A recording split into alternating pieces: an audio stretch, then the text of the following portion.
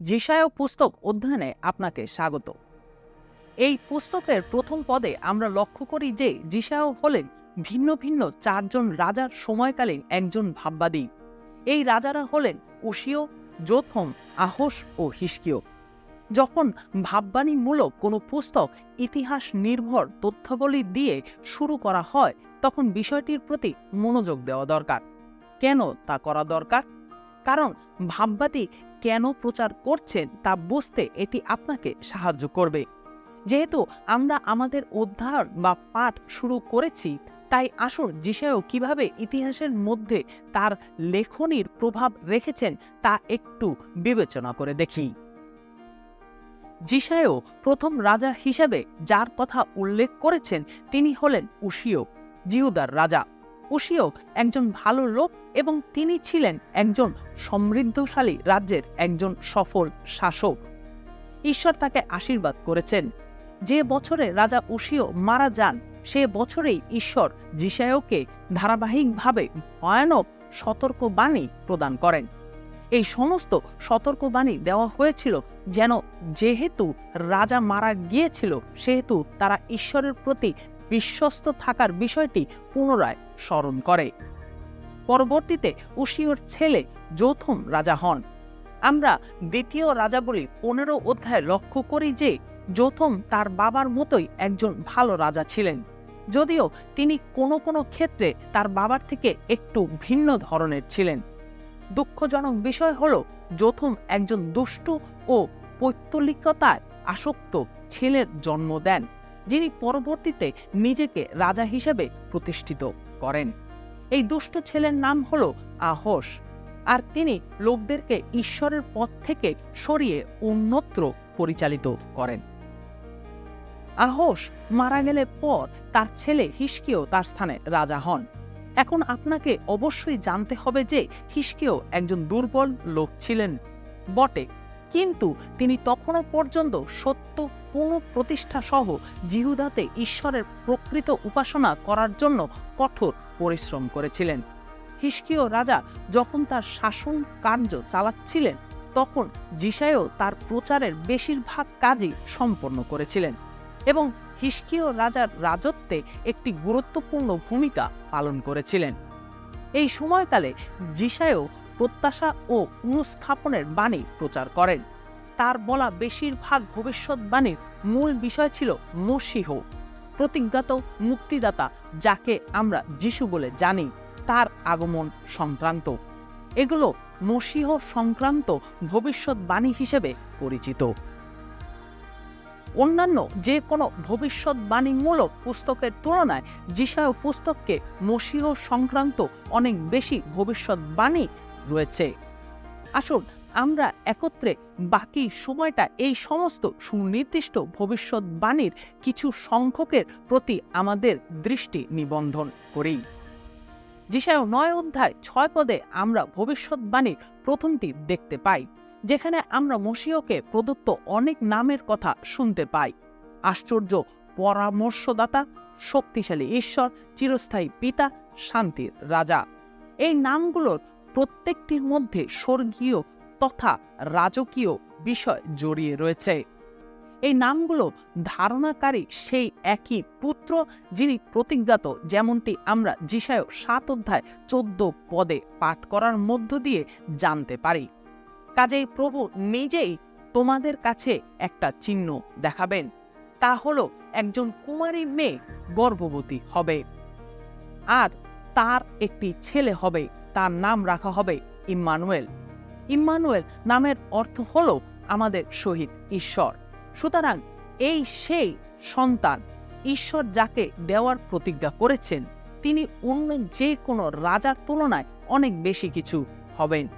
এই সব নামগুলো একজন মশীহ বা উদ্ধারকর্তার প্রতি ইঙ্গিত করে, যিনি মানবরূপে ধারণকারী স্বয়ং ঈশ্বর। এই রূপ ঘটনা পূর্বে আর কখনোই ঘটেনি। এই নামগুলো যিনি এমনটি হবেন আমাদেরকে তার কথা বলে, কিন্তু যিশায় আমাদেরকে এর থেকেও আরো বেশি কিছু দিতে সামনে অগ্রসর হন। 11 অধ্যায়টি আমাদেরকে মশীহের বাস্তব শারীরিক ও মানসিক জীবন সম্বন্ধে কিছু বলে।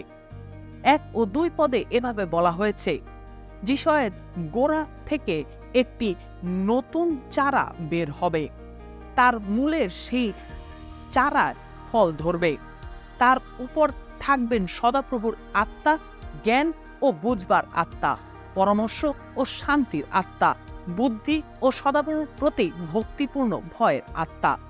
নিষ্ঠুর শত্রুর হাতে তাদের ধ্বংস ও বিচারদণ্ডের কথা ঘোষণা করার পরপরই ঈশ্বরের এই মহান আশার বাণী তাদের দেওয়া হয়। লোকেরা তাদের পাপ দ্বারাই বিচারিত হবে, কিন্তু ঈশ্বর সবসময় বিশ্বস্ত থাকবেন। যিশায় 11 অধ্যায়টি এমন একটি অনুচ্ছেদ যেখানে মসীহ বা উদ্ধারকর্তা যখন আসবেন তখন তিনি যেমনটি হবেন তার একটি রূপরেখা অত্যন্ত সুন্দরভাবে ফুটিয়ে তোলা হয়েছে। আর যিশু এটিকে সম্পূর্ণভাবে সম্পাদন করেন। ইসরায়েল জাতি একজন দুষ্ট রাজার পরিবর্তে এমন একজন রাজা পাবে যিনি ঈশ্বরের আত্মা, তার জ্ঞান ও শক্তি দ্বারা সদাপ্রভুর ভয়ে পরিচালনা দান করবেন। পুনঃস্থাপনের ক্ষেত্রে এটি হচ্ছে একটি সাধারণ প্রতিজ্ঞা। যিশয়ের গোড়া বলতে এখানে রাজা দাউদের বাবাকে বোঝানো হয়েছে। আর যিশু এসেছেন এমন একজন ব্যক্তিরূপে যিনি কেবলমাত্র রাজা দাউদের রাজ্য পুনঃস্থাপন করতে সক্ষম। তিনি দাউদের সিংহাসনে বসবেন এবং নম্রতাপূর্ণ ধার্মিকতায় রাজ্য শাসন করবেন।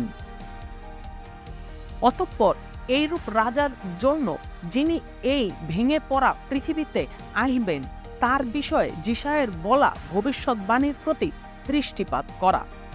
এই বিষয়টি আমরা যিশায় 40 অধ্যায় 3 থেকে 5 পদে উল্লেখ আছে, যেখানে আমরা নতুন নিয়মে উল্লিখিত যোহন বাপ্তাইজকের পরিচর্যা কাজ সম্বন্ধে ভবিষ্যৎবাণীর কথা শুনতে পাই, যেখানে বলা হয়েছে, একজনের কণ্ঠস্বর চিৎকার করে জানাচ্ছে, তোমরা মরু এলাকায় সদাপ্রভুর পথ ঠিক করো, মরুভূমিতে আমাদের ঈশ্বরের জন্য একটি রাস্তা সোজা করো। প্রত্যেক উপত্যকা ভরা হবে, পাহাড় পর্বত সমান করা হবে, পাহাড়ি জায়গা সমতল করা হবে, আর অসমান জমি সমান করা হবে। তখন সদাপ্রভু গৌরব প্রকাশিত হবে, আর সমস্ত মানুষ তা একসঙ্গে দেখবে। সদাপ্রভুই এই সব কথা বলছেন। যে কণ্ঠস্বর এই কথা বলছে তা হলো যোহনের কণ্ঠস্বর, আর তার পরিচর্যার বিষয় ছিল মসীহকে গ্রহণ করানোর জন্য লোকেদেরকে প্রস্তুত করা। যিশায় বলেন যে মসীহ হিসেবে যিনি আসছেন তিনি ঠিক একজন মহান রাজার মতোই আসছেন। ওইসব দিনগুলোতে যখন কোনো রাজা ভ্রমণে বের হতেন তখন তার চাকরেরা তার জন্য পথ ঠিক করে দিত। তারা রাস্তাটিকে সমতল করত, গর্ত বা নিচু জায়গাগুলো ভরাট করত এবং যতটা সম্ভব তারা রাস্তাটি সোজা করত। আর এর ফলে রাজার ভ্রমণটা খুবই আরামদায়ক ও কার্যকর হয়ে উঠত। এই ভবিষ্যৎবাণীতে লক্ষ্য করা যায় যে ঈশ্বর নিজে যখন আসছেন তখন পাহাড় পর্বতগুলো সমতল হয়ে যায়, গভীর উপত্যকা ভরাট হয়ে পড়ে, পৃথিবীর সমস্ত ভূখণ্ড সোজা এবং মসৃণ হয়ে যায়। মসীহের আসবার সাথে যখন এটির যোগসূত্র স্থাপন করা হয় তখন দেখা যায় যে এই প্রস্তুতি গ্রহণের বিষয়টি মূলত যিশায় জাগতিক পৃথিবী ও কোনো পাথরের পরিবর্তনের কথা বলছে না, কিন্তু তিনি আমাদের হৃদয় ও মনের কথা বলছেন। আমরা দেখতে পাই যে যোহন বাপ্তাইজক সুসমাচারে উল্লেখিত গল্পে এই প্রস্তুতির বিষয়টি সুস্পষ্টভাবে তুলে ধরেছেন। গর্বের পাহাড়গুলোকে অবশ্যই সমান করা হবে, শূন্য হৃদয়ের উপত্যকাগুলোকে অবশ্যই ভরাট করা হবে, পাপে কুঁকড়ে যাওয়া জায়গাগুলো অবশ্যই সোজা করা হবে এবং আমাদের অনিয়ন্ত্রিত বা বিশৃঙ্খলাময় ক্ষতগুলো অবশ্যই মসৃণ করা হবে। বর্তমানে আমরা যখন ওই একই পন্থায় সুসমাচার প্রচার করি তখন আমরাও মানুষের হৃদয়ে ঈশ্বর যাতে আসতে পারেন তার জন্য উপায় সৃষ্টি করি। যিশুর জীবন ছিল ঈশ্বর অভিমুখী, আমাদের জীবনও খ্রিস্ট অভিমুখী। ঈশ্বর কিভাবে আপনার জীবনকে একটি রাজপথ হিসেবে নির্মাণ করতে পারেন যেন তিনি তার মধ্য দিয়ে জগতে গমনাগমন করতে পারেন? ভালো কথা, যিশায়ের এই মহান উপদেশ অনুযায়ী এটি খুব সহজ কোনো বিষয় নয়। এর সাথে 4টি পদক্ষেপ জড়িত: সমান করা, পরিপূর্ণ বা ভরাট করা, সোজা বা সরল করা এবং মসৃণ করা। যখন আমরা এই বিষয়টি পাঠ করি যে মশীহ কে, তিনি কি করবেন এবং তিনি কিভাবে আসবেন, তখন যিশায় 55 অধ্যায়ে তিনি কেমন হবেন তা বলার বিষয়টি চলমান রাখেন। এখানে আমরা কেবলমাত্র মশীহের ইঙ্গিত দেখতে পাই না, কিন্তু সেই সাথে আমরা পৃথিবীতে তথা আমাদের জীবনে ঈশ্বরের কাজ করার পথ বা উপায়ও দেখে থাকি। এই বার্তাটির মর্মবাণী বুঝলে পর সেটি আমাদেরকে খ্রিস্টের মতো হতে সহায়তা প্রদান করে। এটি শুরু হয় 1 থেকে 3 পদের মধ্যে, যেটি আসলে রাস্তায় পণ্য বিক্রি করা বিক্রেতার মতো যে তার পণ্যদ্রব্যের কথা চিৎকার করে ঘোষণা করছে। হে পিপাসিত লোকেরা, তোমরা সবাই জলের কাছে এসো। যার গয়না নেই সেও এসে কিনে খেয়ে যা। এসো, বিনা পয়সায় বিনা মূল্যে আঙ্গুরের রস আর দুধ কেনো। যা কোনো খাবার নয় তার জন্য কেন পয়সা খরচ করবে? যা তৃপ্তি দেয় না তার জন্য কেন পরিশ্রম করবে? শোনো, আমার কথা শোনো, যা ভালো তাই খাও, তাতে সবচেয়ে ভালো খাবার পেয়ে তোমার প্রাণ আনন্দিত হবে। আমার কথায় কান দাও, আমার কাছে এসো, আমার কথা শোনো, যেন তোমরা জীবিত থাকো। যিশায় 55 অধ্যায় 6 থেকে 7 পদের মধ্যে এটি চলমান রয়েছে। আমরা পাঠ করি, সদাপ্রভুর কাছে থাকতেই তার দিকে ফেরো, তিনি কাছে থাকতে থাকতে তাকে ডাকো। দুষ্ট লোক তার পথ ত্যাগ করুক, আর মন্দ লোক তার সব চিন্তা ত্যাগ করুক। সে সদাপ্রভুর দিকে ফিরুক, তাতে তিনি তার প্রতি মমতা করবেন। আমাদের ঈশ্বরের দিকে ফিরুক, কারণ তিনি সম্পূর্ণভাবে ক্ষমা করবেন। এখানে যিশায় অনেক বড় বড় খবর দিচ্ছেন। আপনি কি পিপাসিত? আপনি কি ক্ষুধার্ত? আপনি কি গরিব? এই বাণীটি আপনার জন্য প্রচুর প্রাচুর্য বয়ে আনবে। আর এটি হচ্ছে মসীহের মধ্য দিয়ে ঈশ্বরের মহা অনুগ্রহ। লক্ষ্য করুন যে একজন মহান প্রচারক হিসেবে যিশায় এখানে মানুষের সবচেয়ে মৌলিক প্রয়োজন বা চাহিদার বিষয়ে অনুরোধ জানাচ্ছেন। আরও গুরুত্বপূর্ণ বিষয় হলো তিনি আমাদের দৈহিক চাহিদাগুলোর সাথে আমাদের হৃদয় বা আত্মার চাহিদার একটি সংযোগ ঘটাচ্ছেন। যিশায় অন্যান্য প্রচারকদের মতো একই বিষয় প্রচার করেন, মানুষের অনুশোচনা করা, তাদের মন্দ পথ থেকে ফিরে আসা এবং ঈশ্বরের প্রতি ফিরে আসা দরকার। তারা যদি এমনটি করে তাহলে ঈশ্বর তাদের ক্ষমা করবেন এবং তাদের প্রয়োজন মেটাবেন। তার প্রাথমিক বাণীটি হল সদাপ্রভুতে সন্তুষ্ট থাকুন এবং তার কথা শুনুন। আর আজকের জন্য আপনার প্রতিও ঈশ্বরের এই একই বাণী। এটি হলো আপনি যেভাবে খ্রিস্টীয় জীবনযাপন করবেন তাকে খুঁজুন এবং আপনার যাবতীয় অধার্মিকতা থেকে ফিরে আসুন। আসুন এখন আমরা 55 অধ্যায়টি লক্ষ্য করি। এটি কিভাবে করতে হয় তা আমরা খুঁজে দেখব।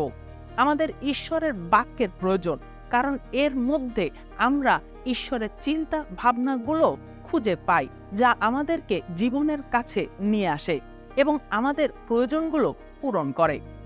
10-11 পদ এই কথা বলে, বৃষ্টি ও তুষার আকাশ থেকে নেমে আসে, আর পৃথিবীকে জলদান না করে সেখানে ফিরে যায় না, বরং তাতে ফুল ও ফল ধরায়, এবং যে বীজ বনে তার জন্য শস্য, আর যে খায় তার জন্য খাবার দান করে। ঠিক তেমনি আমার মুখ থেকে বের হওয়া বাক্য নিষ্ফল হয়ে আমার কাছে ফিরে আসবে না, বরং তা আমার ইচ্ছামতো কাজ করবে আর যে উদ্দেশ্যে আমি পাঠিয়েছি তা সফল করবে। এখানে আমরা দেখি যে ভাববাদীদের পরিচর্যায় ঈশ্বরের বাক্যই প্রধান কেন্দ্রবিন্দু, ঠিক যেমন খ্রিস্টানদের জীবনেরও কেন্দ্রবিন্দু রূপে বিদ্যমান। ভাববাদীরা লিখিত বাক্যের সম্মুখে দাঁড়ান এবং সেগুলোকে সুস্পষ্ট করে তোলেন। তারা হলেন মসির মধ্যে দিয়ে ঈশ্বর কর্তৃক প্রদত্ত প্রতিজ্ঞাসমূহর রক্ষাকারী বাহিনী। তারা লোকদের আহ্বান করেন যেন তারা ঈশ্বরের খোঁজ করে।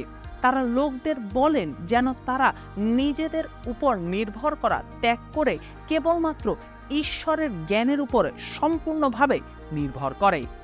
তিনি অর্থাৎ ঈশ্বর হলেন জ্ঞানী আর আমরা হলাম বোকা। তিনি উত্তম আর আমরা নীতিভ্রষ্ট।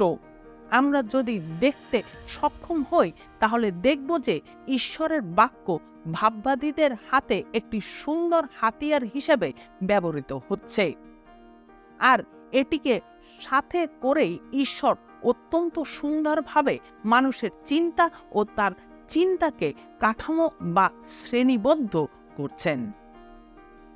যিশুও পবিত্র শাস্ত্রের আলোকে ভাববাদীর আহ্বান সুস্পষ্ট করেছেন। এর সবচেয়ে বড় উদাহরণ লূক 4:18-19 পদে লক্ষ্য করা যায়, যেখানে তিনি তার নিজ এলাকার সমাজগৃহে যান। তিনি যিশায় ভাববাদীর লেখা গুটিয়ে রাখা পুস্তকখানি চাইলেন এবং তিনি সেটি শেষ পর্যন্ত প্রায় খুলেই ফেললেন। তিনি এই বাক্যগুলো পড়লেন, প্রভুর আত্মা আমার উপরে আচ্ছেদন করেন, তিনি আমাকে নিযুক্ত করেছেন যেন আমি গরিবদের কাছে সুখবর প্রচার করি।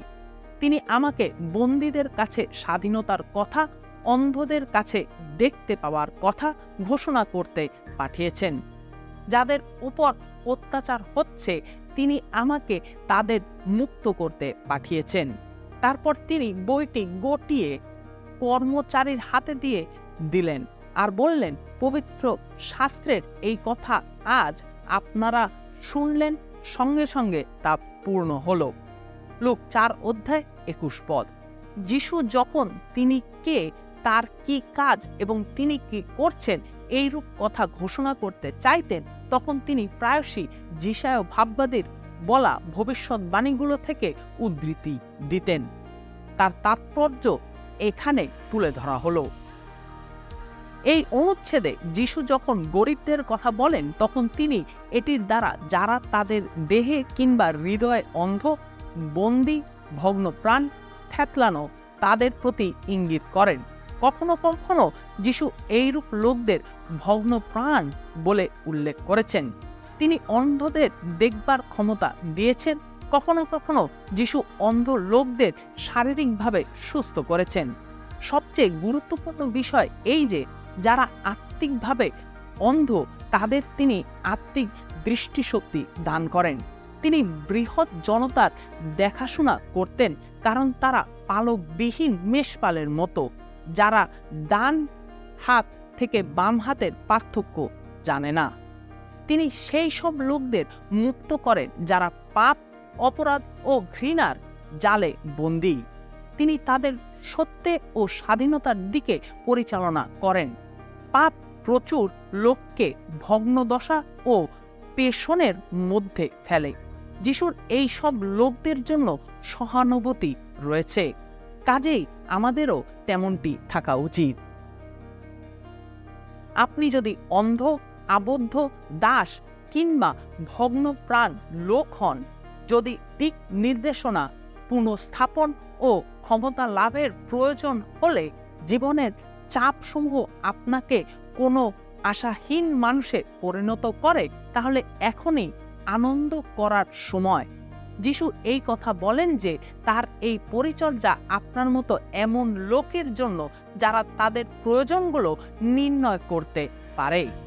এটি হলো সেই বাণী যা আপনি যিশু সম্পর্কিত যিশায়ের বলা ভবিষ্যৎবাণীর মধ্যে খুঁজে পাবেন। আপনি যখন যিশায় পুস্তক ও সুসমাচার থেকে যিশুর কথা শোনেন, তখন আপনি সত্যিকার অর্থে এই আশার বাণী খুঁজে পাবেন। আমরা যেহেতু শেষ করতে যাচ্ছি, সেহেতু আপনি যিশু সম্বন্ধে যা জেনেছেন তা একটু বিবেচনা করে দেখুন। তিনি কি আপনাকে মুক্ত করেছেন? যদি না করেন, তাহলে যিশয় ভাববাদী আপনাকে যা যা করতে উৎসাহিত করেছেন ঠিক সেই মতো কাজ করুন। তাকে খুঁজুন এবং আপনার জীবনে তাকে আহ্বান করুন। আপনি যদি তাকে জেনে থাকেন, তাহলে আপনি নিজেই নিজের পরীক্ষা করুন এবং আপনি খ্রিস্টের মতো জীবনযাপন করছেন কিনা সে বিষয়ে নিজেকে প্রশ্ন করুন। আপনি কি আপনার নিজেকে এমনভাবে প্রস্তুত করেছেন যার মধ্য দিয়ে ঈশ্বর আপনার চারপাশে থাকা লোকদের জীবনে প্রবেশ করতে পারেন? আপনি কি গরিব ও ভগ্নপ্রাণ লোকদের কাছে সুসমাচারের পরিচর্যা করেছেন? যিশায়ের কথা অনুসারে এগুলো সবই হলো তার মতো হওয়ার চেষ্টা করা। প্রার্থনা করুন যেন আপনি খ্রিস্টের মতো জীবনযাপনের যে আহ্বান পেয়েছেন ঠিক সেভাবে জীবনযাপন করতে ঈশ্বর আপনাকে সাহায্য করেন।